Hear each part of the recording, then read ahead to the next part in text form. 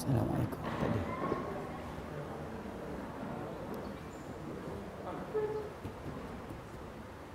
Dah on tadi. Ni on dah. Dah. Tadi. Dekat on bawah. Betul kan?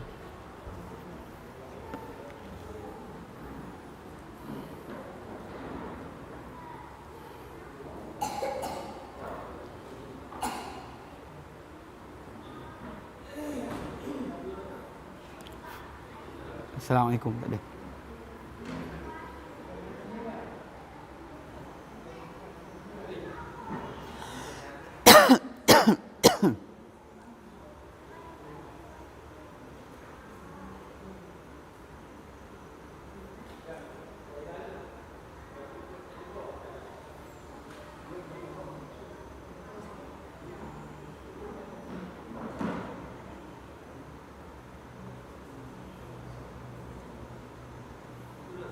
Hello, Assalamualaikum. Assalamualaikum. Assalamualaikum. Tak ada.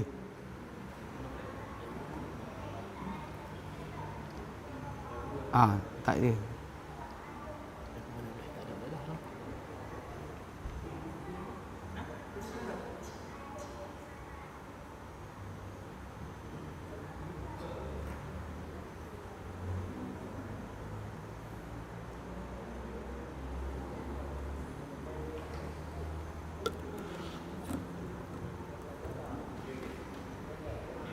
Macam ada.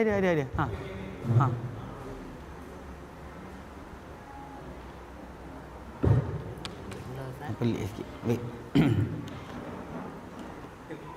Assalamualaikum warahmatullahi. Bismillahirrahmanirrahim. Alhamdulillahirabbil alamin. Nahmaduhu wa nasta'inuhu wa nastaghfiruh. Wa na'udzu billahi min syururi anfusina wa sayyiati a'malina. May yahdihillahu fala mudilla lahu ومن يضلله فلا هادي له أشهد أن لا إله إلا الله وأشهد أن محمدا عبده ورسوله اللهم صل على محمد وعلى آل محمد كما صليت على إبراهيم وعلى آل إبراهيم وبارك على محمد وعلى آل محمد كما باركت على إبراهيم وعلى آل إبراهيم في العالمين إنك حميد مجيد رب اشرح لي صدري ويسر لي أمري واحلل عقدة من لساني يفقهوا قولي أما بعد. Alhamdulillah, kita bersyukur kepada Allah Ta'ala kepada kita berkumpul lagi, InsyaAllah menyambung dan meneruskan kelas pengajian kita berkenaan dengan kitab Talbisul Iblis, buritan ataupun penyamaran Iblis kepada manusia. Yang mana kita hari itu dah masuk kepada penyamaran Iblis ataupun buritan Iblis pada umat Islam. Kita bincang sebelum tu pada minggu-minggu yang minggu ini datang 2 bulan lepas, itu berkenaan dengan buritan Iblis pada masyarakat terdahulu dunia secara umumnya, pada agama. Kemudian pada minggu lepas kita dah masuk kepada berkaitan dengan buritan Iblis pada umat Muhammad sallallahu alaihi wasallam. Dan kita kata itu Iblis masuk kepada kita ni pada akidah dan juga kepercayaan. Itu pertama sekali dia masuk di atas akidah dengan 2 cara. Pertama, taklid kepada bapa atau nenek ataupun golongan terdahulu. Taklid, ikutan bukan ikutan, tiru. Sebab kita terangkan hari itu dua cara. Bila kita kata taklid, dia tiru. Bila kata ittiba', dia ikut. Sebab kita dalam agama disuruh ittiba' kepada Nabi. Bukan taklid Nabi, ittiba'. Sebab Nabi ini sumber bagi kebenaran, maka kita follow baginda sallallahu dengan dalil, dengan bukti, kita ikut. Itu dipanggil ittiba'. Adapun kalau taklid ni dia tiru, macam monyet. Dan bila orang buat macam ni, angkat tangan, dia angkat tangan juga. Orang gitu-gitu dia buat juga. Itu perbuatan monyet tu dikira sebagai tiru. Macam orang kakak tua, tiru. Dia tiru orang bercakap. Assalamualaikum. Assalamualaikum kan. Rumah kakak saya dulu ada Bontiong ni. Pasal bila kakak saya cikgu, bila anak murid datang ke rumah, so anak dia akan jawab, cikgu tak ada. Jadi bila orang tak ada kat rumah, burung tu ada, anak murid datang, kadang bukan anak murid pun, abang ipar punya kakak lah, adik dia datang, burung tu jawab, cikgu tak ada. Cikgu tak ada. Cikgu tak ada. Cikgu tak ada. Cikgu tak ada. Dia tiru. Kalau kita tanya apa yang dia cakap, dia tak tahu. So itu taklid. Taklid ni adalah ikutan tanpa dalil, tanpa bukti. Itu panggil taklid. Bukannya macam kita sebut ittiba'.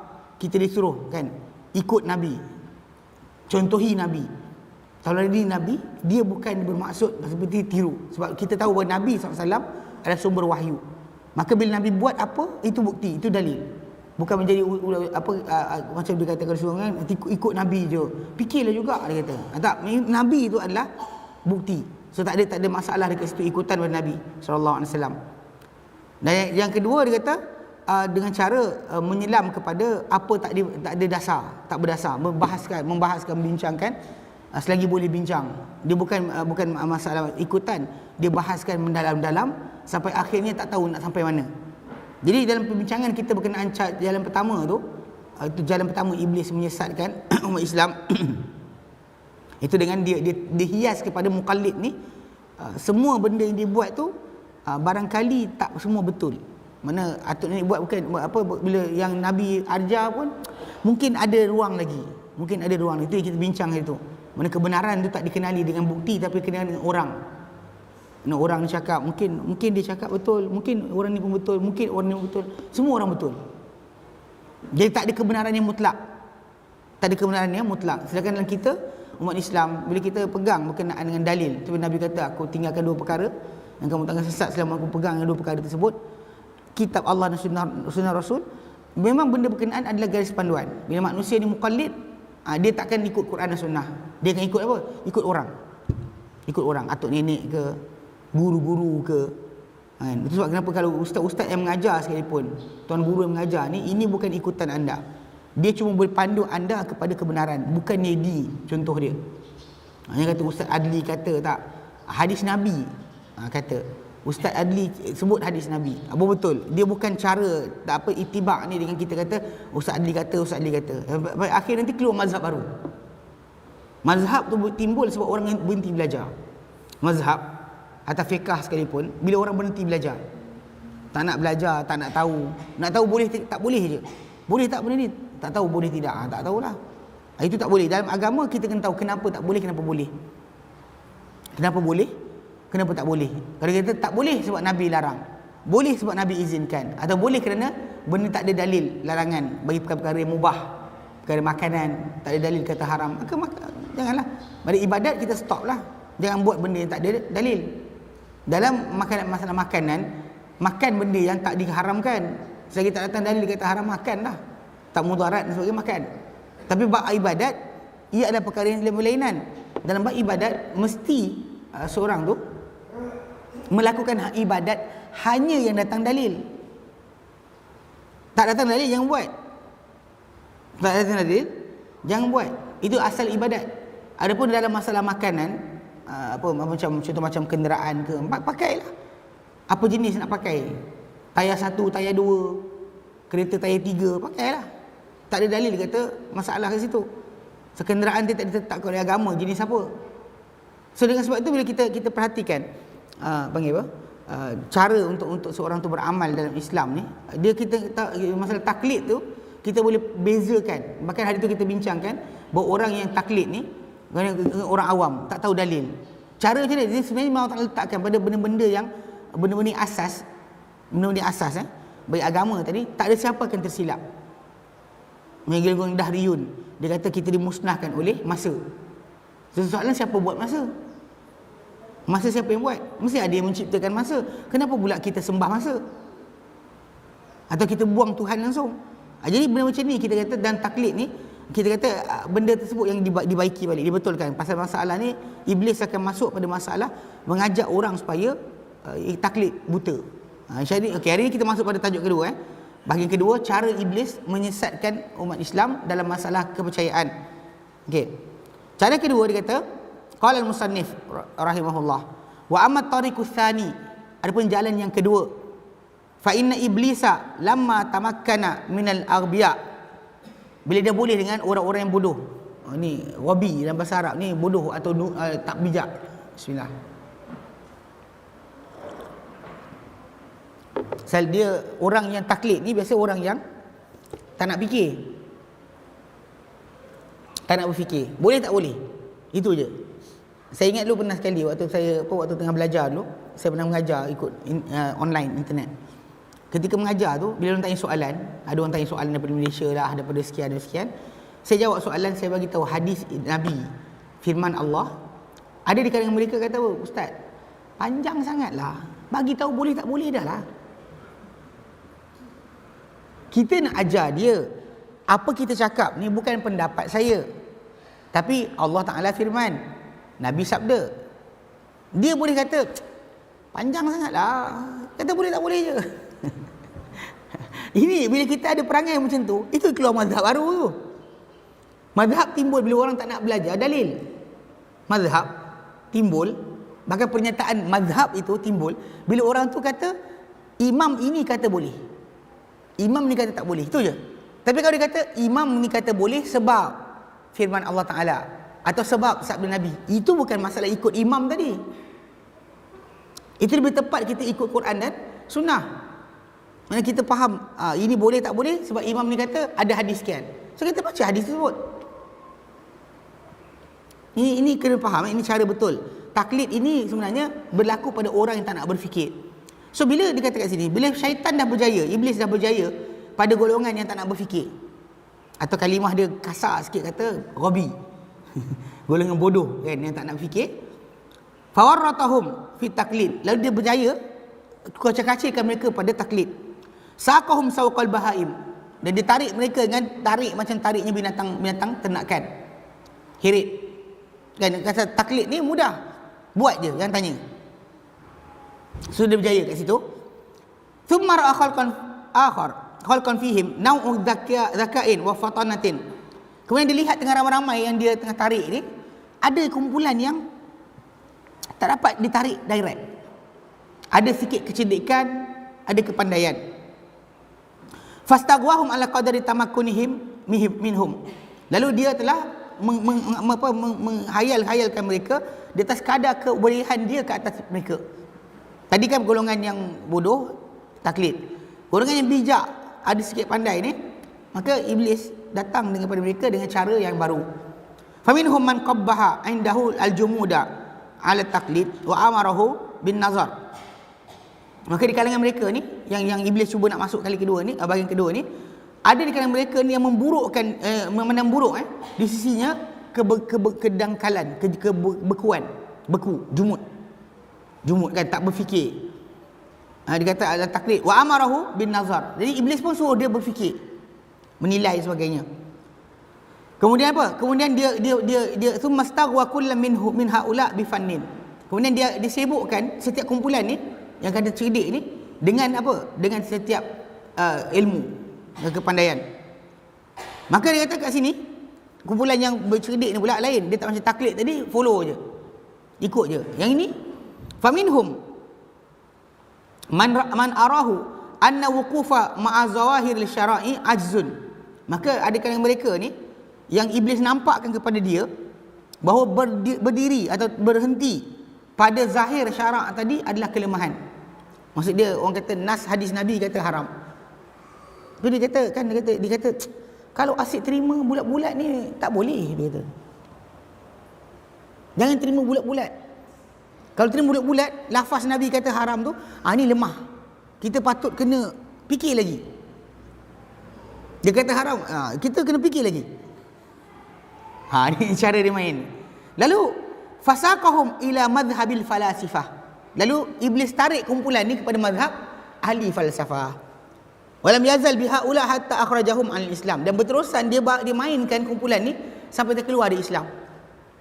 Last sekali kadang-kadang kalau kita tengok, dia fikir bahas kan. Last sekali tak ibadat, solat tak ada, tidak bayar zakat, tidak sekian, halal haram sama. Halal haram last sekali sama. So kumpulan macam ni yang ditarik-tarik ni sampai last sekali ada separuh tu, belum tentu lagi salah kalau sembah berhala. Sembah berhala pun masih tak salah lagi. Masih lagi tidak salah. Kerana dia kata mungkin ada kebenaran. Kita jangan lagak sombong. Kita mungkin cakap sekian tapi mungkin orang tu ada kebenaran. Ayat macam ni falsafah lah. Kita balik pada asal. Allah Ta'ala kata inna dina indallahil Islam. Agama Allah Ta'ala hanyalah Islam, dan Allah sebut dalam Quran juga, wa may yabtaghi ghairal Islam dinan, dan siapa-siapa cari selain Islam sebagai agama, fala yuqbala minhu, takkan terima daripadanya. Kita dah ada nas yang tetap. Datang dia kepada kumpulan ni belum tentu lagi. Mungkin ada kebenarannya, mungkin. Dia baca dalil ni. Kumpulan taklid ikut saja, tak nak fikir buat jalan. Ada guru seorang ikutlah, guru buat apa buat. Yang ini tak, konon semua pandai. Konon semua pandai. Kan memang saya jumpa kumpulan-kumpulan macam ni kan. Ada yang bila dah baca Quran Karim kan, aqimus solah. Dia kata aqimus solah tu ustaz, bukan semesti dirikan solat. Sebab solat dalam bahasa Arab ada maksud lain. Ayat tu kita dengar, wah best lah. Dia tak solat, kumpulan dia tak solat. Tapi yang kadang-kadang kita sekarang di belah Kuala Lumpur, Selangor ni, kumpulan ni bukan kumpulan orang-orang yang orang awam. Kumpulan yang geng belajar-belajar, balik Oxford, balik sekian, balik daripada UK, accountant, engineer, doktor. Yang diorang ni kira kaya lah. Dulu kalau bomoh-bomoh kelentong orang kat kampung, miskin je. Orang kaya datang-datang, nonsense. Sekarang ni kumpulan ni, diorang belajar kononnya agama, belajar Islam, belajar harfiah Quran. Belajar harfiah Quran, serius. Masuk kelas harfiah ustaz sunnah. Datang kelas tapi tak solat. Dia seronok dengan kajian bahasa, kalimah ni maksud apa. Last sekali solat tidak. Tinggal solat. Yang saya jumpa seorang tu umur 65 tahun. 65 tahun. Tidak solat. Tapi syaitan berjaya dengan dia ni, bukan masalah tak nak belajar. Dalamkan bincang. Bincang lagi dalam. Sebab tu saya kata dengan dia, seorang tu meninggal lah. Tapi alhamdulillah sebelum dia meninggal solat. Kawan-kawan dia baik. Kawan-kawan dia yang baik kata dengan saya, dia ni baik. Dia accountant. Tak nak solat. Bila jumpa tu dia kata, aqimus solah tu maksud dia dirikan kebenaran. Aqimus solah, dirikan kebenaran. Saya kata dengan dia, abang buka kamus mana? Kamus Arab ke? Arab Inggeris ke? Inggeris Arab ke? Inggeris. Tunjukkan saya bukti kalimah tersebut. Tak ada. Tapi dia cakap, yakinlah dia CEO syarikat, accountant sekian-sekian. So pandai bercakap. Kereta besar, ustaz datang naik motor. Jadi dia macam awal-awal lagi jumpa tu, saya datang pakai baju Melayu kan. Dia kata I tak faham lah, kenapa orang bila ikut Islam jadi Arab. Ustaz bagus pakai baju Melayu. Kalau saya pakai jubah tu, dia smash dah. Jadi Arab. Mana saya pakai baju Melayu? Saya pakai baju Melayu. Saya pakai jumpa dia. Ustaz bagus. Dia tak pakai baju Melayu pun. Tapi dia ada keluar ayat. Kenapa masuk Islam jadi Arab? Ini kumpulan-kumpulan yang nafikan tudung untuk wanita. Samalah. Kumpulan ni nas datang dah. Datang nas jelas. Maksud dia, pengertian dia muhkam. Tidak ada sebarang kekeliruan. Dia pusing dia kat situ. Dia cari mana, tapi belum tentu lagi. Belum tentu lagi. Cuma kalau kita nak kata kumpulan ni tak taklid, tak juga. Bagi saya golongan falsafah ni pun dia ikut orang sebelumnya. Cara berfikir, cara memahami dalil, dia akan gunakan cara orang sebelum dia. Dia letakkan semua benda sama. Bahkan kadang-kadang sebahagian dia orang ni, kita lihat apa dia cakap tu dicakap pula oleh orang lain di kalangan ahli falsafah sebelum dia. Dia taklid juga. Dengan golongan anti hadis kan. Dia taklid juga. Bukan dia tiba-tiba pandai. Dia dengar daripada orientalis. Orientalis pula kaji daripada kata-kata orang-orang terdahulu di kalangan musyrikin ataupun di kalangan munafik. Itu je. Sebab tu kenapa dia orang bina fahaman tersebut. Dia bukan nak kata tak taklid, tidak, tapi kita dapat lihatlah dia lebih berfikir banding golongan mukallid. So dia kata maka dia berterusan. Dia kata kalau kita ikut nas lemah. Kita akalkan, kena fikir. Saya kata betul, tapi batasan pemikiran kita kena ikut cara fikir para sahabat. So dalam memahami nas, kita kena tahu sahabat faham macam mana. Banyak orang kadang dia baca hadis, tapi ada hadis ustaz. Hadis tu kasi kata soalan, sahabat faham macam mana? Tuan-tuan kena faham, bila kerana ada hadis-hadis yang sahih, kita tak boleh beramal pasal kita hanya kerana pemahaman kita. Contoh kepada hari raya. Pada hari raya, Nabi pernah izinkan dalam masjid golongan orang-orang Habsyah main berembing dan perisai dalam masjid pada hari raya. Lompat tikam kan dia dalam masjid. Sampai Aisyah datang nak tengok, Nabi kata nak tengok. Nabi kata nak. Nabi hulurkan bahu, dia pun tengok. Dia sandar kepala dekat bahu Nabi dan dia tengok. Lepas tu lama sikit dah puas, masuk. Nabi sudah masuk. So maksud dia ketika tu benda tu dibuat dalam masjid pada hari raya. Dan golongan sufi dia ambil kisah tersebut, konon orang Habsyah tu menari dalam masjid. So dia itu yang diorang sekarang nak bergendang dalam masjid. Tapi para ulama hadis bawa hadis tersebut dengan pengertian apa? Macam dalam Imam Bukhari. Hadis itu dia letak dalam bab al-hirabu wad darak. Bab lembing dan perisai fil masjidi, dalam masjid. Yang ini pada hari raya. Hadis ini sahih. Tuan-tuan, kalau dia kata kita ikut hadis ni saja, lafaz hadis tersebut tanpa tengok para sahabat punya pemahaman, kita akan buat lepas solat raya bersilat dalam masjid. Habis-habis kan tak solat raya je, gudung-gudang pesta dalam masjid. Macam mana? Benda sahih, hadis tadi kisah benar. Tapi masalah sekarang ni, kenapa tak buat lagi? Sebab para sahabat tak faham dari Nabi itu untuk perbuatan tahunan. Diorang stop. Diorang tak teruskan. Benda yang diorang teruskan, contoh macam qiyam Ramadan. Sebab lepas Nabi SAW wafat, diorang buat lagi. Menunjukkan itu adalah benda amalan. Qiyam Ramadan, sebenarnya kita nak qiyam di rumah, boleh je. Tapi dalam masa yang sama, qiyam mereka di masjid. Mana Umar mengiyakan, para sahabat mengiyakan. So, diorang qiyam di masjid. Bila qiyam di masjid tadi, kita dah faham kat situ bahawa ia jadi sunnah ikutan. Yang ini, sedangkan yang ini, yang tadi yang bermain lebih perisai dalam masjid pada hari raya tu, ia bukan amalan. Mana jadi sekali tu saja. Tapi bukan untuk amalan. Para sahabat tak buat. Sebab tu bila kita nak faham dalil, kita tengok para sahabat, diorang tak nak, diorang tak kata, dalil ni kalau kita pegang tak fikir, kena fikir. Kita fikir, tapi tengok dalam lingkungan mana para sahabat faham. Ada khilaf, kita terima khilaf. Tak ada khilaf dan kita ijma'. Benda berkenaan tak boleh kita langgar. Kalau para sahabat bercanggahan, kita canggah. Tak apa canggah. Macam kes aurat untuk wanita, mana Ibn Mas'ud dengan Ibn Abbas punya pendapat. Pendapat Ibn Abbas boleh buka muka dan tangan. Pendapat Ibn Mas'ud radhiyallahu anhu, baju tu itulah aurat, perhiasan yang zahir. So kalau kita kata dua para sahabat ada pendapat, so kita ikut A betul, B pun betul. Tak ada masalah kat situ. Tapi still kita faham ayat Quran tadi berdasar kefahaman para sahabat, bukan dengan kita fikir sendiri. Dan bukan kita langgar berkenaan zahir lafaz tersebut. Zahir lafaz tadi jelas dalam surah An-Nur ayat 31.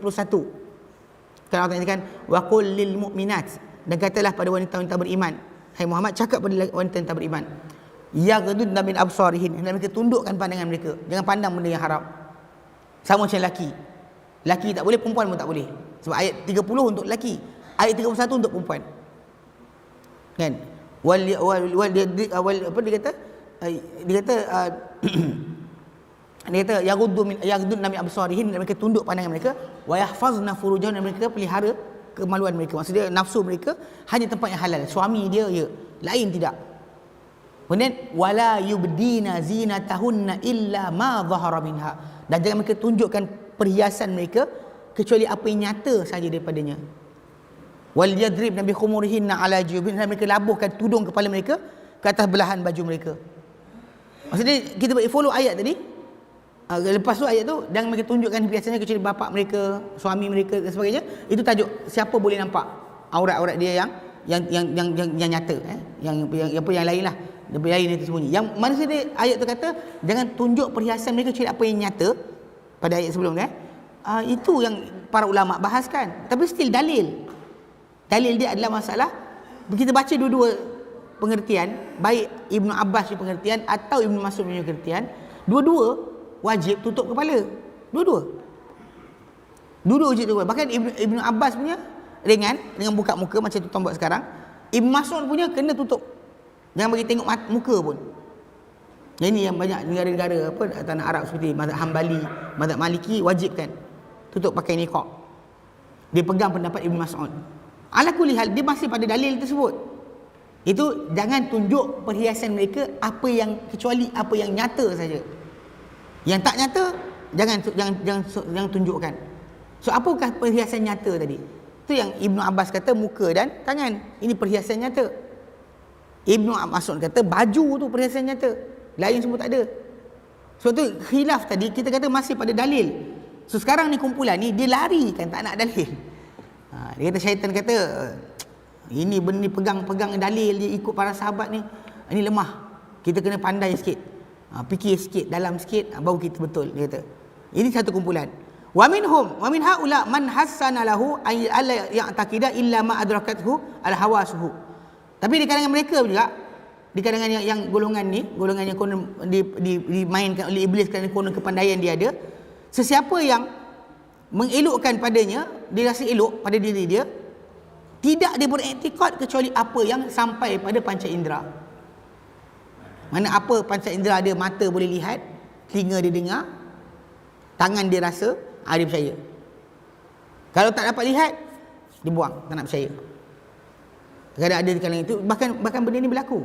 Muslim dalam kita tafsir, terutama golongan modernis, dia orang tolak berkenaan dengan syaitan. Ada di kalangan mereka ni mengatakan syaitan tu bukan makhluk. Syaitan ni hanyalah dia kata suara dalaman hati manusia. Dan kita kata syaitan ni makhluk, digelar syaitan. Manusia syaitan, jin syaitan ada. Anda faham Kita kata makhluk, perangai. Betul, kita kata perangai, syaitan tu perangai. Tapi perangai pada makhluk. Dia bukan suara hati kita semata-mata, tak. Yang kita ada satu malaikat, satu jin yang bisik pada kita. Tapi di luar dari itu, yang ganggu solat kan? Yang datang mengkacau kita nak makan sekali. Benda-benda tadi datang syaitan-syaitan yang lain, banyak kerja dia. Jadi dia ada makhluk, bukan hanya sifat. Bahkan ada separuh tu nafi kan, malaikat pun tak ada. Malaikat tu suara hati manusia yang baik, itu malaikat. Pasal kes tak nampak. Nafi alam kubur. Kalau tuan dengar kumpulan contoh macam apa, Hizbut Tahrir.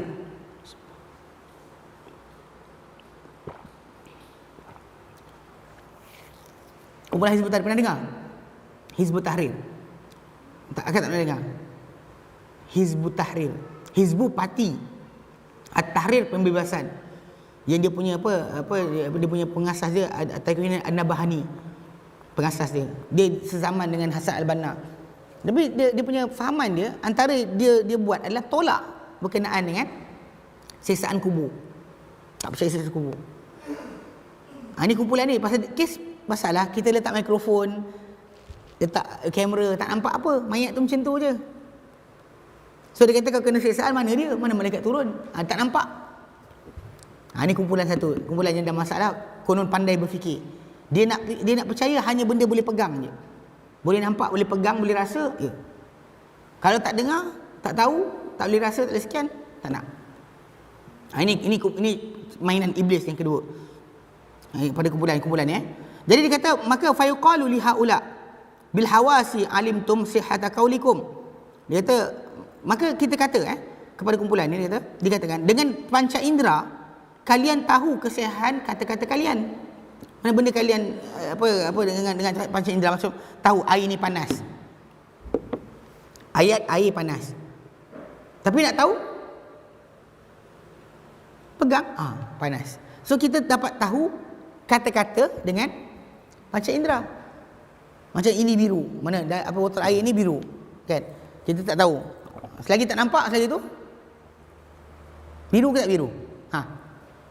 Tak nampak kan? So bila kita keluar kan, botol air biru. So panca indera. So dia kata dengan panca indera kalian mengetahui kebenaran kata-kata kalian, dia kata. Jika mereka kata ya, naam, kabaru. Ya. Kabaru, mereka membesarkan diri. Li'anna hawasana lam tudrik ma qalu. Kerana panca indera kita tak capai apa yang mereka cakap. Idh ma yudriku bil hawas la yaqa'u fihi khilaf. Kerana apa yang dapat dilihat oleh penglihatan, pendengaran dan sebagainya tak ada khilaf. Boleh capai, maka tak ada khilaf. Fa in qalu bi ghairi hawas naqadu qawlahum. Sebab kalau kita cakap diorang ni, kumpulan yang pertama tu kita kata diorang menyelam sendiri. Yang ini kumpulan ni. Yang kedua, tapi masih lagi konon cerdik pandai yang iblis akan tarik. Dia kata tak dapat dengan panca indera, tak boleh percaya. So bila kita kata dengan panca indera diketahui, dia kata ya. So kalau dia kata bila dia cakap itu, mereka telah membesarkan tajuk, sedangkan apa? Panca indera kita tak tahu apa mereka cakap. Cakap mereka tu betul ke tidak? Kita tak tahu. Sebab dia orang menafikan benda bila dia orang kata apa? Selagi tak rasa, selagi tu tak boleh. Iya kan? Problem dia itu kata-kata dia. Kata-kata dia, bukannya panca indera. Sebab panca indera mereka kan tak boleh dapat tahu. Dia pasal dia punya terhad. Sebab tu dia orang tak tahu. Sebab balik pada asal kita kat dunia alam ni macam sekarang. Kita ada handphone. Akak-akak ada handphone, abang ada handphone. Handphone kita tu dapat line. Kita tahu mana? Nampak line? Tak nampak tak? Kan? Line tak nampak. Tapi tahu mana? Ada bar. Kita beriman dengan kesan, bukan dengan nampak. Macam elektrik. Kata elektrik ada tak? Selagi kipas tu berpusing, elektrik ada. Tiba-tiba padam. Semua tempat tak ada. Tak berjalan. Kita dua kepada kalian. A, benda tu rosak. B, elektrik tak ada. Bila semua tak nyala, kita kata apa? Elektrik tak ada. Mana kita nampak dalam wire tu? Tak nampak, tapi kita percaya tak ada. Percaya. Tapi kita percaya dengan kesan, bukan dengan nampak. So orang yang kata nampak baru percaya, dia ada masalah. Nampak, dengar baru percaya. Selagi tak dengar, saya tak nak percaya. Dia sekali duduk dalam alam ni, benda yang kita lihat sekarang ni, semua sekali kita beriman dengan tanpa nampak. Sebenarnya handphone, radio, televisyen, beria. Alihkan apa? Aerial lah. Pusing. Ada. Tak ada. Dia bukan nampak yang datang, dia nampak apa? Bawah tu kesan. So kita beriman dengan tanda, bukan dengan nampak. Banyak orang tak fikir waktu tu. Sebenarnya kita bukan beriman dengan nampak line tu datang. Kita beriman dengan apa? Beriman dengan kesan. Macam tu Allah Subhanahu Wa Taala. Kita beriman dengan dia dengan kesan, bukan dengan nampak. Tapi kumpulan ni kita kata dimain-mainkan. Dia kata id lam ma yudriku bil hawas la yaqa'u fihi khilaf. Kerana apa yang diketahui, kita ketahui dengan panca indera, takkan boleh ada percanggahan. Sebab kita kata kita percaya, dia tak nak percaya, dia kata selagi tak nampak, selagi tak dapat rasa. Maksud dia sekarang ni percanggahan yang timbul tak patut berlaku sebab benda tak ada, benda yang dapat dicapai dengan pemikiran, dengan lihat, dengan rasa, tak boleh ada khilaf. Tapi kalau dia kata dia orang start cakap khilaf kan, maksud dia kita percaya benda tak nampak. Dia percaya, dia kata tak percaya benda tak nampak. So sekarang ada khilaf. Bila khilaf macam ni, ini adalah masalah. Sebab patutnya macam ni. Macam ni biru, ada percanggahan tak? Ada siapa nak lawan saya? Saya kata ini botol ni biru, ada masalah? Ada orang kata angkat tangan, bukan ustaz merah, ada? Tak ada kan? Jadi bila benda tu memang fizikal, dapat dilihat, tak ada percanggahan. Sekarang ni mereka kata benda tak dapat dicapai dengan panca indera, tak wujud. Itu ayat dia. Bukan masalah benda tu betul. Macam kita kata sekarang ni, tak dapat panca indera, tapi kita pakai radio, televisyen, handphone, tak dapat dilihat line tersebut, tapi kita percaya tak? Kita ada remote control kereta, kita tekan tek. Kita tekan kan, kereta buka, tek tutup. Ada yang baru sekarang ni start engine. Ada sekarang ni remote control kereta, start engine terus, tekan engine terus start. Tekan, ada kereta apa? Saya tak ingat kereta apa. Kereta mahal lah, kereta murah tak ada lah. Kereta kancil mana ada, tekan tek start sendiri. Kereta mahal ni, BMW sebagainya, boleh remote control ni. Dari telefon boleh panas enjin dulu, on aircon daripada handphone. Tapi kita percaya bahawa benda ni berhubung dengan kereta kita pakai apa? Nampak line? Kita tekan, tekan bunyi, turn on lampu lama, keluar, Start kereta tak bunyi, tak boleh start. Kita terus kata apa? Bateri habis. Kita kenapa tak kata minyak? Kenapa tak kata minyak? Sebab kita tinggalkan kunci kereta kita, lampu menyala, kita datang, alamak kan, dah padam. Kita dia tak start. Kita terus kata apa? Bateri. Kita akan kata minyak. Ni kereta abang tak boleh start pasal minyak tak ada ni. Orang tak check tangki. Orang check apa? Check bateri. So faham tak? Jadi bila kita ada tanda, kita tak beriman dengan nampak. So kumpulan yang macam yang menafikan ni, yang menafikan kata tak nampak, tak boleh percaya. Tak dapat dengar, jangan percaya. Dia ada masalah. Pasal kalau benda dia cakap tadi boleh dicapai, dia cakap tadi boleh kita capai dengan panca indera, tak ada khilaf. Kita akan setuju macam ni, ni biru, air ni panas, kita pegang panas.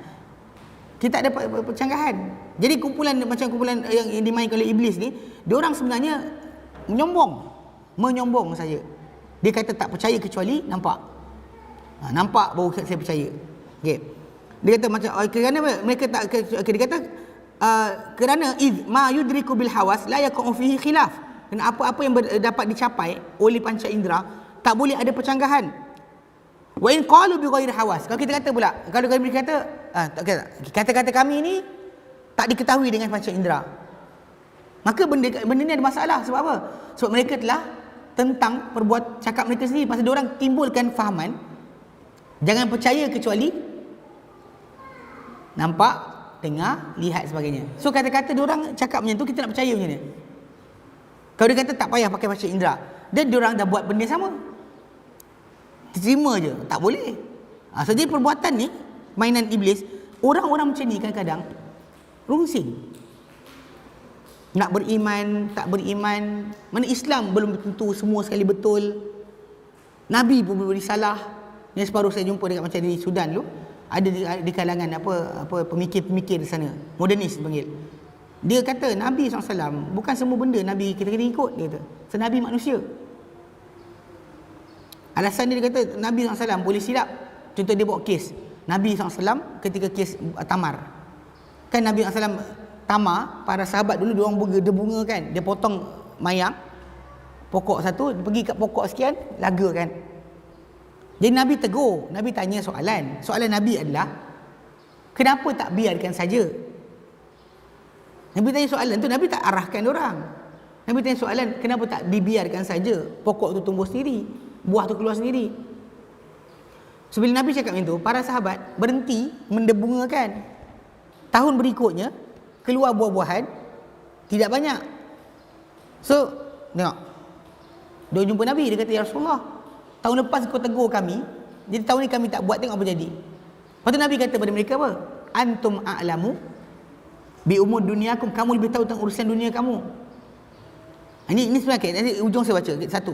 Kedua, kisah perang Badar. Bila Nabi SAW letakkan tentera Islam selepas telaga, ni telaga, tentera duduk sini. So seorang sahabat Nabi tegur, dia kata ya Rasulullah, kan kita duduk kat sini, ni tentera musuh datang sini. Nabi letak tentera kat sini. So dia kata ya Rasulullah, perbuatan kalau tak kita tentera kat sini ni, ini pendapat engkau ke wahyu Allah? Bahkan Nabi kata pendapat aku. Dia kata ya Rasulullah, kan lebih baik kita duduk sini. Sebab kita duduk sini, tentera musuh tak dapat ambil air. Kita dapat jaga air untuk diri kita, diorang tak dapat air. Kena duduk sini, nanti kan kita berebut air dengan diorang. Diorang dapat ambil air. So kita letak tentera kita kat sini. Lepas tu dibuatlah. Okey, ini kedua. Yang ketiga, yang ketiga diorang gunakan hujah tu, itu kisah Abasa wa Tawalla. Kisah Nabi apa? Berkerut dahi dan berpaling. Sebab datang pada dia anja'ahul a'ma, datang pada dia seorang buta. Ni kisah ni sangat masyhur. So dia pakai 3 kisah tadi untuk tunjukkan, tengok Nabi pun salah. Dia kata. So bila dia pakai itu, dia pegang, kalau Nabi salah kat sini, kat lain pun boleh salah. Dia main. Jadi iblis main kan. Kumpulan ni memang kita jumpa dekat Sudan tu. Dia memang sebut macam tu. Dia kata bukan semua perbuatan Nabi kena ikut. Kita kata dalam bab betul, macam naik kenderaan, naik unta datang masjid, tak wajib ikut. Tapi datang masjid je. Kenderaan datang tak kisah. Nak jalan kaki boleh, golek-golek boleh. Yang penting sekarang ni adalah perbuatan tadi, kita kata perbuatan tadi yang Nabi tak define, bukan agama, bukan masalah agama. Macam Nabi kata kepada para sahabat, kamu lebih tahu tentang urusan dunia kamu, tentang tanam pokok. Nabi tak kacau. Tanamlah macam mana pun. Nak tanam apa, tanam durian ke, ciku ke, langsat tu, tanamlah. Ni jumpa ustaz, mana satu sunnah? Kan? Tanam mangga ke? Tanam harum manis ke? Atau tanam durian ke, tanam ciku ke, langsat ke? Mana ada? Sebab tak faham dekat situ. Dia pun tapi macam okey, itu tentang tu. Tentang masalah kedudukan tentera tadi. Atau masalah solat, Nabi lupa solat 4 jadi 2. Kita kata itu untuk syariat. Allah Taala jadikan Nabi tersilap untuk panduan umat. Macam cerita macam kes yang Abasa wa Tawalla, kisah Abdullah ibnu Umi Maktum tu. Matlamat dia adalah supaya bila lepas belajar, kita tengok kisah Nabi kena tegur tadi, kita pun tahu tak boleh kita pilih-pilih nak berdakwah. So, Nabi sibuk dakwah pada pembesar Quraisy. Yang ini datang nak minta hidayah. Kalau Nabi tinggalkan dia, sibuk dengan ini, Nabi lupa yang ini, Allah tak kata yang ini lebih patut, yang ini tak ada. Dalam bab dakwah tak boleh. Tak boleh pilih kasih. Semua orang layak mendapat hidayah. So kalau kita tinggalkan satu, kita salah. Pilih contoh macam katakanlah ustaz lah, pergi ceramah dekat masjid yang mahal dia. Masjid ni mahal, masjid ni murah. Yang ini pergi murah, pergi sana mahal. Ini kisah dilema ustaz. Tuan Haji tak tahu kisah ni. Ustaz ada je kes ni. Tinggal kelas masjid ni, pergi masjid tu. Sebab apa? Ni mahal, ni murah. Ini murah, jadi kita tak apa tinggal. Yang ni mahal, jangan tak tinggal. Mesti datang, hadir kan. Ini problem dia. Sebab dalam konsep ni kadang-kadang jadi pada ustaz ni macam tu juga. Cuma Nabi ditegur Nabi dulu sebab Nabi dah contoh untuk pendakwah. So Nabi, kisah tu bukan untuk hina Nabi, tapi untuk ajar umat Islam. Macam tu juga solat 4 rakaat, solat 2 saja. Nabi bagi salam. Nabi dilupakan. Bahkan ketika para sahabat Nabi SAW, ada seorang lelaki nama Zulyadain, dia tanya Nabi, solat dipendekkan ke engkau lupa? Nabi kata solat tak dipendekkan, aku tak lupa. Maksudnya ketika Nabi solat tu patut 4 jadi 2 saja, Nabi bagi salam. Nabi rasakan dia solat 4 dah. Sebelum bagi salam kan, ketika tu para sahabat semua diam. Dia pun diam. Tiba-tiba seorang lelaki tanya, solat dipendekkan ke engkau lupa? Nabi kata solat tak dipendekkan, aku tak lupa. Lepas Nabi kata, betul tak apa Zulyadain cakap? Diorang kata ya. Diorang kata ya. Nabi terus bangun, takbir Allahu Akbar. Para sahabat bangun, solat 2 rakaat lagi, kemudian sujud 2 kali selepas daripada bagi salam. So untuk timbul syariat sujud sahwi, sujud bab lupa tadi, Nabi dijadikan lupa. Kalau tak lupa langsung, tak jumpalah kisah ni. Terlebih solat ke, terkurang solat ke. So secara asalnya kita faham kat sini bahawa Nabi SAW dijadikan bersalah untuk panduan, bukan jadi macam kes kumpulan tadi. Kumpulan yang sesat ni, dia kata kalau Nabi boleh silap, yang lain boleh silap, dia kata. Kalau kat situ salah, bab solat, bab puasa, habis agama ni buanglah. Ini cara mainan dia tahu. Ini iblis punya mainan pada kumpulan konon pandai, konon bijak. So dia fikir, akhirnya tinggal syariat. So ini kena jaga. Pasal sebab tu kenapa bila kita kata kumpulan-kumpulan ni yang kita kata apa yang iblis kacau ni, dia orang apa kita kata yang ini bijak. Yang kumpulan pertama muqallid, yang itu bodoh. Ikut je. Yang ini konon dia berfikir. Tapi pemikiran dia salah. Dia last sekali tinggal syariat. Dan dia kata wa minhum, nak ada yang ketiga pula, wa minhum man nafarahu iblis an taklid. Ada kalangan mereka yang dilarikan oleh iblis daripada taklid. Wa hasan lahu khawda fi ilmi kalam. Dan iblis cantikkan kepada diri dia perbincangan dalam ilmu kalam. Wan nazar fi awdha'il falasifah, dan juga memandang pada kedudukan falsafah-falsafah. Liyakhruja biza'mihi an ghimaril awam, supaya dia dapat keluar dengan apa yang dia buat tadi daripada lapisan orang awam. Dia pun nak belajar ilmu kalam, membincangkan, bahas panjang-panjang supaya ini orang awam, saya bukan orang awam. Dia masuk pada tahap tersebut. Ini bahaya sebenarnya. Sebab kadang-kadang di kalangan mereka ni perbincangan punya panjang, ibadat tak buat. Banyak bincang, akhirnya tak buat ibadat pun. Dan iblis berjaya tarik dia keluar. Sebab dia patutnya kita dalam agama ni bila dengar qala Allah qala Rasulullah sami'na wa ata'na, kita dengar kita taat. Bukan kita dengar kita lawan. Itu yang pernah berlaku Az-Zuhri. Itu apa salah seorang ulama zaman Umar bin Aziz. Bahkan dia sebenarnya teman seperguruan kepada Umar bin Aziz. Dia Az-Zuhri ni dia sebenarnya dia perawi dalam Bukhari Muslim. Dia perawi hadis dalam Bukhari Muslim. Dia antara yang banyak mengumpulkan hadis secara tulisan. So Az-Zuhri dia pernah sekali seorang lelaki datang jumpa dia, tanya soalan tentang masalah kan Nabi kata laisa minna. Nabi adalah banyak lafazkan laisa minna man, bukan golongan kami orang yang. Dia satu hadis laisa minna man darabal khudud wa syaqal juyub wa da'a bid'ah wal jahiliyah, bukan golongan kami siapa-siapa yang lempang pipi, koyak baju dan juga menyeru dengan seruan jahiliyah. Jadi adu kan bila berlaku kematian. Kan ada orang yang bila kematian kan lempang pipi, koyak baju, bila aku kan. Okay. Nabi kata bukan golongan kami. Kemudian Nabi kata laisa minna man lam yuqir kabirana wa lam yarham saghirana, bukan golongan kami orang yang tak menghormati orang tua kami, tidak belas kasihan pada orang muda kami.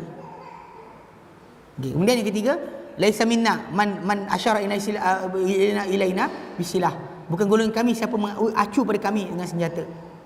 Okey. Jadi lelaki ni jumpa pada Az-Zuhri tanya. Hadis ni datang laisa minna laisa minna laisa minna.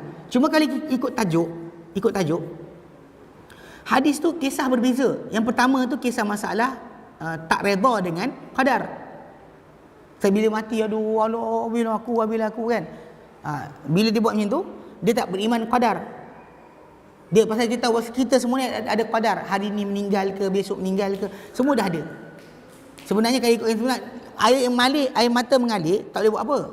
Itu tak boleh, kita sedih tu itu confirm kita akan berlaku. Tapi masalah sekarang ni kita tak redha dengan orang tu mati, tak boleh. Sebab kita pun akan mati juga. Kadang-kadang kita lupa bila kita sibuk orang tu mati, kita lupa kita mati macam mana nanti. Sebab kita sekarang ni nak ikutkan sebenar, kita ni semua dah ada tiket. Nak fahamkan kematian ni mudah sikit supaya tak jadi gerun. Kita dah ada tiket. Cuma tiket hari lain-lain. Masa waktu berbeza. Mana hari ni kalau kita ada saudara kita mati, kawan kita mati, maka dia punya tiket sampai dah. Tiket kita tak sampai lagi. Masa dia. Tiket dia semalam. Katakan pukul 3 pagi. Dekat tempat mana? Kita punya tiket pula mungkin esok. Mungkin kejap lagi, mungkin 5 minit lagi. Tiket kita. So semua orang ada tiket. So jadi sebab tu bila kematian berlaku tu kita kena faham. Kita dan orang tu sama-sama bergerak ke sana. Bergerak ke arah kematian. Cuma bila dia punya lain-lain hari. So untuk kita redha kena belajar macam tu. Tapi biasalah orang akan sedih lah, habislah saya kan. Dia lupa sebenarnya dia pun mati juga. Ala kuliah ketika kesedihan berlaku, dilarang kita lempang pipi, koyak baju, jerit-jerit. Meraung-raung tak boleh. So jadi itu bab berkenaan qadar. Fahamlah. Bab kedua berkenaan dengan masalah akhlak. Tapi Nabi kata laisa minna, bukan golongan kami. Bukan golongan kami.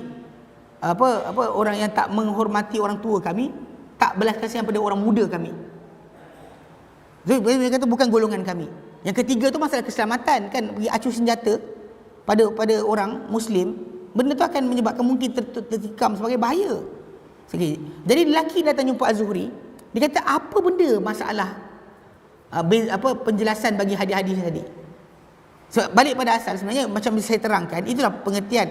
A satu bab qadar, B satu bab berkenaan masalah akhlak, C masalah keselamatan. Tapi Nabi berikan satu je, laisa minna, bukan golongan kami. Dalam bab ini. So dia datang jumpa Az-Zuhri minta penjelasan tambahan. Nak dalam lagi. Az-Zuhri rahimahullah tunduk kepala kejap. Ni dia angkat kepala. Dia kata, dari Allah penurunan, menurunkan wahyu dari Allah. Ke atas Nabi penyampaian. Ke atas kita penerimaan lah. Pasal dia kalau ikutkan pada 3 perkara tadi, Nabi kata bukan golongan kami. Kita punya kerja adalah apa? Patuh. Jangan buat benda tu. Jangan tak sayang orang muda, jangan tak hormat orang tua. Jangan main-main senjata. acu-acu kat kawan. Itu yang patut kita buat. Bukan kita soal apa benda ni. Soalan apa benda ni tu sebenarnya ni yang syaitan iblis punya mainan. Dalamkan perbincangan. Jadi kata okey, kalau macam tu ini tak boleh langgar. Yang ni tak apa kot. Berakhlak je. Yang ni pun tak apa kot, buat keselamatan. Nampak tak? Dia mungkin nak asingkan, ini tak boleh, yang ni tak apa. Sedangkan kita pada ketiga-tiga tadi kita kena patuh. Ini taat. Bukan kita datang soal. Tapi ini berlaku pada masyarakat. Yang bila kita kata Nabi sabda, Nabi larang, ialah tapi. Dia tapi. So dia tak ada kepatuhan. So balik pada asal mainan syaitan, sama ada pada dia ada taklid pada guru, atau konon dia rasa pandai sikit, dia boleh bahaskan benda tu dan dia tak nak ikut yang zahir. Zahir hadis Nabi tak benarkan. Tapi dia kata, tapi saya rasa itu masalah dia. Yang syaitan berjaya masuk sebenarnya pada orang berkenaan.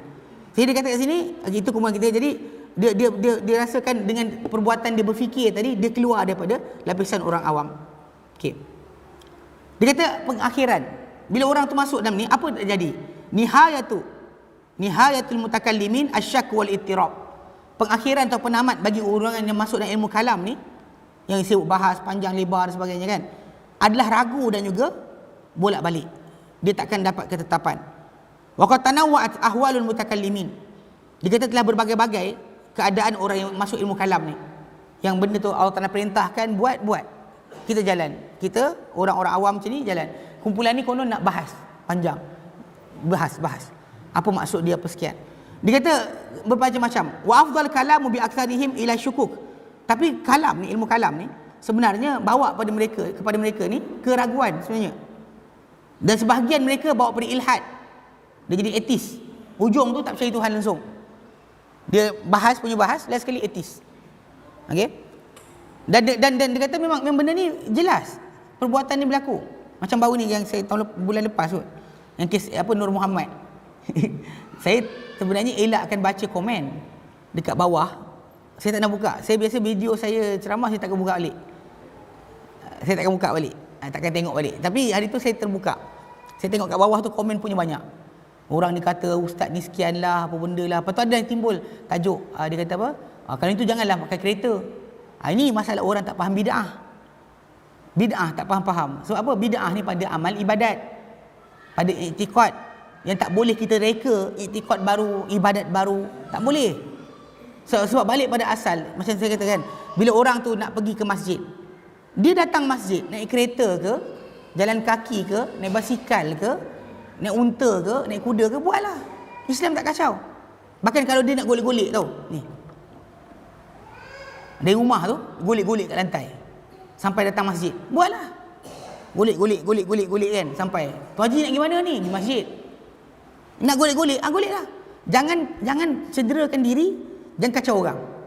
Golek. Daripada masjid datang sini kan. Pasal agama kita tak kacau masalah cara datang. Pasal Nabi sini pun tak pernah sebut unta mana sunnah. Faham Kenderaan tu Nabi tak pernah kacau. Tapi bab berkenaan dengan cara dekat diri pada Allah Ta'ala. Mana mungkin Nabi SAW ajar kita buang najis, bersihkan punggung, tapi lupa untuk ajar dekat diri pada Tuhan. Mustahil. Nabi dah ajar bersih punggung, Nabi ajar cara adab buang najis. Adab masuk tandas, Nabi ajar. Tiba-tiba Nabi lupa nak ni. Hati ni. Tu yang sampai nak kena mafi qalbi ghairullah tu. Nur Muhammad sallallahu. Itu problem dia. Sebab kita kata orang tu, dia ingatkan zikir dia buat tadi lagi bagus daripada zikir Nabi. Masalah. Sebab tu kenapa dalam konteks ni kita perhatikan banyak di kalangan orang ramai ni tak faham bid'ah tu apa. Sunnah tu apa pun tak faham. Bahkan sunnah pula dia ingat sunnah tu sunat. Sunnah sunat. Nak buat boleh, tak buat pun tak apa. Dia salah faham sebenarnya. Sebab sunnah ni dalam masalah amal ikut Nabi. Contoh macam solat wajib. Solat macam Nabi, wajib ke sunat? Wajib. Sebab tanpa ikut Nabi tak sah solat anda. Contoh macam kita kata umrah, haji tu wajib. Tak haji macam Nabi, tak wukuf di Arafah sebagainya, tak diterima ibadat anda. So ibadat diterima dengan dua cara, dengan dua sebab, dua syarat. Syarat pertama ikhlas. Ikhlas kerana Allah Ta'ala. Syarat kedua, mestilah kerana apa? Dengan cara ikut Nabi. Kalau tak ikut Nabi, takkan sampai amal anda. Sebab Nabi diutuskan untuk pastikan amal kita menepati kehendak Allah Ta'ala. Allah utuskan Rasul untuk hanya dia disembah. Hanya dia disembah. Dan Allah Ta'ala utuskan Rasul untuk supaya dia disembah dengan cara dia nak. Bukan cara kita nak, cara dia nak. Lepas tu zikir, tasbih, takbir, Nabi ajarkan. Nabi dia kata kata-kata ahabul kalimat ilallah arba'. Ada 4 kalimah sisi Allah Ta'ala. Kalam paling Allah Ta'ala suka ada 4. Subhanallah, walhamdulillah, wala ilallah, Allahu akbar. Kenapa tak amalkan itu? Kenapa nak amalkan yang bid'ah? Itu kepelikan yang berlaku masyarakat. Ya, tapi saya tak nak jawab lah. Tangan gatal nak je menaik. Tapi kalau saya jawab nanti jadi tajuk lain. Saya diam kan. Sebab kadang orang kita tak faham bid'ah tu apa. Sunnah tu apa, bid'ah dia tak faham. Dia tahu dalam kepala dia, benda baik apa salahnya. Benda baik, apa salahnya. Dia lupa sebenarnya, dalam ibadat, dia bukan ikut kepala kita. Kalau tidak macam tu, solat 5 maghrib, solatlah 5. Zaman dulu 3. Sebab cara hidup orang zaman dulu, tak banyak gangguan. Kita banyak gangguan. Cerita kerama, televisyen lah, petang kan. Cerita apa sekarang ada? Cerita apa? Kau kekasihku. Apa? Cerita. Ustaz tak tahu masa kita maghrib keluar. Maghrib kami kena ada kat masjid. So siapa yang duduk kat rumah? Akak-akak kan. Jadi benda macam ni. Kadang-kadang mainan banyak sangat. Orang lelaki dia mainan dia, bola lah apa dan sebagainya. So kalau kita balik pada asal, mainan banyak sangat. Kita tak boleh tambahkan maghrib. Walaupun kita kata, payah ni, hati nak baik. So apa cara? Maghrib 5. Kalau orang tanya, mana boleh ustaz? Kita tanya soalan. Ada Nabi kata jangan? Solat maghrib lebih 5 rakaat. Ada? Pernah dengar? Tak ada. Dan buatlah. Tak boleh lah. Pasal Nabi kata, solat macam aku solat. Pandai pula. Time kita tegur, jangan buat Sayyidina, jangan buat benda ni, jangan buat benda tu. Dia nak buat juga. Kita kata solat macam Nabi solat, tak nak. Tapi bila time kita tambah maghrib 5 rakaat, marah pula. Itu sebenarnya kena jaga sikit. Bab agama ni, bab ibadat. Bila anda rasa dengan zikir tadi dekat diri pada Tuhan, jalan Nabi lah jalan paling terang. Mana jalan orang lain dah? Kalau orang ni kata jalan dia betul, rosaklah agama. Sebab tu agama ni restricted kepada dalil, bukan kepada akal. Akal kita tak boleh sampai kepada Allah Ta'ala. Akal kita bantu kita faham dalil, tapi akal kita bukan dalil. So jadi dia kata banyak kata-kata mereka ni ada kadang-kadang bawa pada ilhad. Ragu satu benda, kadang-kadang bincang ilhad. Yang tak solat, tak sekian tu mulhid lah. Tolak azab kubur, tolak sekian, berakhir dengan mulhid. Nafi Tuhan pun ada. Maka ada sebahagian orang ni yang ikut kumpulan-kumpulan sufi ni, yang pelik bahas punya panjang. Ada seorang doktor perubatan. Saya pernah baca artikel. Dia sibuk cari, pergi jumpa dengan geng-geng yoga Hindu, belajar cara untuk meditasi pula. Lepas tu dia kata guru saya ada banyak. Ada Nazim Haqqani, ada sekian. Lepas tu Syed Baba, guru kerohanian dia. Habis dia ambil kutip semua sekali. Pasal bagi dia benda ni semua abstrak. Orang ni betul. Bahaskan lagi. Dia tak nak belajar berkenaan dengan patuh. Tak nak. Macam itu yang Az-Zuhri kata, dari Allah penurunan, ke atas Nabi penyampaian, ke atas kita penerimaan, bukan berbahas. Bukan perbahasan. Bila Nabi dah sampaikan, atas kita sami'na wa ata'na, bukan kita dengar wa asaina. Itu asas sebenarnya. Jadi dia kata, dan dia kata sebenarnya kalau ikutkan, bila macam-macam kumpulan berlaku di kalangan ahli kalam ni, walam taskutil qudama min fuqaha hadhil ummati an kalam, dia kata ummati an kala anil kalami ajzan. Dia kata para ulama terdahulu di kalangan fuqaha umat ini, dia bukanlah diam terhadap kalam ni secara lemah. Walakinnahum ra'au annahu la yarwa ghalila. Pasal orang lihat teguran mereka kepada ilmu kalam ni tidak memberikan sebarang hasil. Ya. Dia kata maksud dia, tiap kali kita bahas dengan orang ilmu kalam ni, kita makin pening kepala sebenarnya. Diorang akan bahas benda tak ada dalil pun, diorang timbulkan dalil. Dia kata sini, dia kata thumma yaruddu sahiha alila Kemudian orang kan tolak yang sahih tu bagi alil sakit. Mana dalil yang kuat pun jadi rosak. Jumpa dengan ahli kalam ni. Kata. Fa'amsaku anhu, maka ketika itu para ulama diam. Banyak para ulama stop. Kata. Wa nahu anil khawdi fihi, banyak para ulama melarang daripada kita masuk dalam ilmu kalam. Hatta qala Syafi'i, Imam Syafi'i sendiri kata rahimahullah. Dia kata apa? Ini tengok kata-kata Imam Syafi'i. Dia bukan tak boleh bahas ilmu kalam. Dia bijak. Tapi kenapa dia larang orang ramai masuk dalam ilmu kalam, bahkan dia cela ilmu kalam. Dia kata apa? La in yubtala li an yubtala al-abdu bikallin bi kulli ma naha Allahu anhu ma ada syirka khairul lahu min an yanzura fil kalam. La in yubtala, jika diuji dibalakan oleh Allah Taala terhadap seorang hamba ni dengan semua Allah Taala larang. Allah Taala balakan dia berzina, balakan dia minum arak, balakan dia sekian. Selain syirik je. Selain syirik. Benda yang semua buat. Kalau orang ni dibalakan Allah Taala, pasal kita tahu bahawa perbuatan kita buat maksiat tu bala dari Allah Taala. Katakan dibalakan oleh manusia ni oleh Allah Taala dengan semua benda maksiat. Kecuali syirik. Imam Syafi'i kata lebih baik dia kata min an yanzura fil kalam, lebih baik daripada dia masuk dalam ilmu kalam, memandang ilmu kalam lagi baik dia buat maksiat yang lain, dibala ke Allah Ta'ala dengan itu selain syirik, lebih baik daripada dia masuk ilmu kalam. Dan berkata apa? Imam Syafi'i kata lagi, wa idza sami'ta ar-rajula yaqulu al-ismu huwa al-musamma aw ghairul musamma fashhad bi annahu min ahli al-kalam wala dina lahu. Imam Syafi'i kata, bila kau dengar seorang lelaki berkata, nama ialah yang dipanggil atau bukan dipanggil, dia start main lah. Al-ismu isim. Contoh macam saya panggil, saya Adli. Nama saya Adli. So jadi nama tu boleh jadi yang dinama, boleh jadi yang tak dinama. Dia cakap macam tu, Imam Syafi'i kata apa? Kau tengok orang macam tu, persaksikanlah dia dekat dengan ahli kalam dan tiada agama baginya. Dia tak ada agama, kata Imam Syafi'i. Dan berkata Imam Syafi'i lagi, wa hukmi fi ulama'il kalam, hukum aku pada ulama-ulama ilmu kalam ni, ayudrabu bil jarid, disebat mereka ni dengan batang-batang tamak, pelepah-pelepah tamak, wa yutafu bihim fi asyairi wal qabaili, dan dibawa dia kepada, ditawafkan dia pada semua pelosok-pelosok negeri dan juga kepada kabilah-kabilah. Wa yuqal, dan dikata kepada dia, hadza jazaa'u man tarakal kitab was sunnah wa akhadhal kalam, ini hukuman siapa tinggalkan kitab dan sunnah dan ambil ilmu kalam. Imam Syafi'i cakap, Dan Imam Ahmad bin Hanbal kata apa?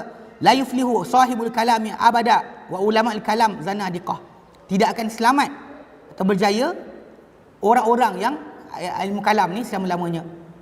Dan ulama kalam ni, Imam Ahmad bin Hanbal kata mereka adalah zanadiqah, zindik. Zindik ni satu istilah yang para ulama buat untuk letakkan kepada orang buat benda kufur tapi tak mengaku kafir. Bila kita nak kata munafik, kita dah cop untuk dia neraka. Itu bahaya dia, cop dengan orang tu neraka. Kalau kita kata dia ni apa? Kita panggil apa? Zindik. Munafik, kita dah cop dia masuk neraka paling bawah. Kafir pun tak boleh. Kita kata dia kafir. Kata kafir ni perlu pada dia mengaku sendiri. Jadi bila orang tu dia cakap benda-benda yang bawa kepada kekufuran tapi tak mengaku kafir, digelar dengan zindik. Jadi Imam Ahmad bin Hanbal dia sebut kalimah tadi, dia kata ulama ilmu kalam ni adalah zindik. Okey. Qultu, kata di sini kata Ibn Jauzi, wa kaifa la yudhammu wa qad afdha bil mu'tazilati ila annahum qalu. Dia kata macam mana tak dicela ulama-ulama ilmu kalam ni? Kerana apa? Kerana benda ni, ilmu kalam ni telah membawa Mu'tazilah kepada mereka berkata, innallaha azza wa jalla, Allah azza wa jalla ya'lamu jumalal asya' wa la ya'lamu tafasilaha. Maksudnya orang-orang Mu'tazilah dia kata Allah Taala tahu kesimpulan semua benda tapi tak tahu perincian benda-benda. Ini ayat keluar dari mulut orang. Sedangkan Allah Taala sebut dalam Quran, dalam hadis Nabi terangkan, derapan semut yang kecil pada malam yang gelap atas batu yang licin, Allah Taala tahu. Diorang boleh kata Allah Taala tak tahu. Allah Taala tak tahu. Benda-benda kecil-kecil ni Allah tak tahu. Yang tahu besar-besar je. Pasal bagi mereka Allah Taala gerakkan alam ni dengan masa. So masa bergerak, perincian apa jadi esok, apa jadi hari ni tak tentu lagi. Bagi mereka macam tu. Sedangkan kita dalam ahli sunnah wal jamaah, kita kata Allah Ta'ala tahu semua benda. Semua berlaku dengan izin Allah Ta'ala, tak ada yang berlaku tanpa izin Allah Ta'ala. Berkata Jaham bin Safwan, ilmu Allah wa qudratuhu wa hayatuhu muhdatsatun. Ilmu Allah, kudratnya, hayatnya adalah muhdatsah, benda baru, dia kata. Dan wana qala Abu Muhammad An-Nubakhti daripada Jaham bin Safwan, dia kata apa? Annahu qala inna Allah azza wa jalla laisa bi syai'. Allah Ta'ala tak ada apa-apa. Allah Ta'ala tidak ada apa-apa. Laisa bi syai', nothing. Ini masalah berlaku. Kadang kita lihat ilmu kalam ni, dulu ada seorang Atuk Guru kat belah Kedah, dia kata Allah Ta'ala tak tara mana, Muhammad yang terbesar. Itu keluar dari ilmu kalam lah. Perbahasan kata ilmu kalam sama macam tu sekali. Boleh kata Allah Ta'ala tak tara mana. Video sampai sekarang ada. Ini benda-benda yang macam berulang balik. Apa Mu'tazilah cakap, apa Jahm bin Safwan cakap, dipakai balik oleh orang-orang yang terlibat dengan ilmu kalam. Dan ini kita kata benda-benda yang kita dapati berlaku sampai sekarang. Yang kita kata benda ni tidak dapat dihentikan, ya. Kerana apa? Kerana memang ilmu kalam ni iblis tarik dengannya ramai orang. Sampai sekarang ni kita kat Malaysia pun sekarang dah kat UM pun dan sebagainya dah mula ada nak buat ilmu kalam balik. Wacana ilmu kalam, perbacaan ilmu kalam. Sedangkan ilmu kalam ni tak beri faedah apa pun. Perbahasan panjang lebar tidak melahirkan ilmu, dia melahirkan apa? Kecelaruan. Tapi orang sibuk pasal bila cakap banyak tu macam best. Macam meja ini hitam tapi mungkin tak hitam. Dia jadi orang macam pening yang cakap dia. Itu masalah dia. Jadi saya rasa pasal saya dah tahu kan, kita sebenarnya kena berhenti pukul 11. Biasa kan sebenarnya. Jadi saya biasa lajak pasal lupa diri.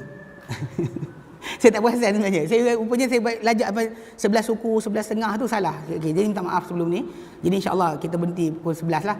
Okey, sementara 5 minit ni ada soalan tak? Jadi kita berhenti situ, stop situ. Ada soalan? Ya tuan.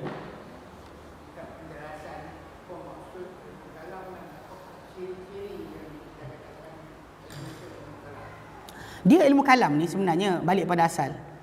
Dia nama dalam Islam ilmu kalam.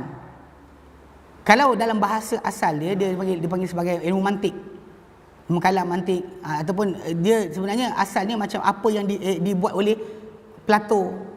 Ini ilmu ni asalnya ilmu perdebatan yang dibina atau dibuat asas dia oleh ulama-ulama Greek. Ilmuwan-ilmuwan Greek lama, Plato, Aristotle. So jadi benda ni asalnya bukan Islam. Sebab kita pada Islam macam kita kata tadi kan, para sahabat Nabi SAW sami'na wa ata'na. Kami dengar, kami taat. Dia tak bincang banyak. Okey. Tapi bila datang ilmu-ilmu tadi diterjemah kepada bahasa Arab dan sebagainya, ada di kalangan ulama-ulama Islam dia gunakan kaedah ilmu falsafah tadi untuk faham dalil. Macam contoh macam saya pernah sebut kan. Saya kata contoh macam kita kata bila Nabi SAW wuduk, celup dalam bekas. Air jatuh tak jatuh dan tak kisah. Dia mandi daripada besen yang sama dengan isteri dia. So air mercik pun tak kisah. Tapi datang ilmu kalam masuk dalam fiqah, tuan-tuan jadi masalah apa? Nak mandi wajib pun payah. Setitik air jatuh habislah satu baldi. Jangan bila Nabi mandi dengan Aisyah, cedok-cedok air, tak rosak air tersebut. Kenapa bila kita buat jadi rosak? Tapi benda ni yang kita faham. Bila ilmu kalam ni kalau kita perhatikan, dia cuba memperdalamkan perbincangan. Atas kita sebenarnya patuh je. Tak perlu kepada banyak cerita. Kalau dia kata ada dalil bertentangan, kita fikirkan cara nak gabungkan ke ataupun kita nak menangkan salah satu dalil ke, tak ada masalah. Tapi dalam ilmu kalam ni dia akan bincang panjang lebar. Tapi hasil tak ada. Ya, sifat 20 tu dia sebenarnya macam ni. Sifat 20 tu balik pada asal. Dia memang dibina di atas ilmu kalam. Sebab nak berdebat dengan ilmu kalam. Sifat 20 ni Abu Hasan Al-Asy'ari. Dia bina sifat 20 ni untuk bertekak dengan golongan Mu'tazilah. Sebab tu dia sifat 20 ni dia bukannya untuk bina, dia untuk bergaduh. Sebab tu bila kadang-kadang dalam tajuk tersebut tak timbul tajuk masalah syirik ke, tak ada. Dan sifat 20 tak timbul syirik. Seorang tersebut boleh kata wujud Allah, kita wujud, Allah wujud. Jadi tak ada masalah syirik, tak timbul. Itu beza dia. Bahkan sebahagian besar di kalangan orang yang beramal dengan tarekat dan sebagainya, digunakan untuk wahdatul wujud. Bahkan wahdatul wujud sini pun pakai sifat 20. Orang yang kata kita dengan Allah bersatu ni, kita ada Allah, dalam kita ada Allah dan sebagainya, pakai sifat 20. Dia ambil sifat kudrat, iradat, ilmu, hayat, sama, basar, kalam. Dia kata Allah ada, kita ada. Dalam kita ada siapa? Itu masalah dia. So jadi ilmu kalam ni dia merosakkan je. Atas kita dengar dan taat, tak perlu kepada tambahan. Jelas? Okey, baik. Tak ada soalan Wallahu a'lam. Wa sallallahu ala sayyidina Muhammad sallallahu alhamdulillah rabbil alamin. Subhanallah anta astaghfiruka.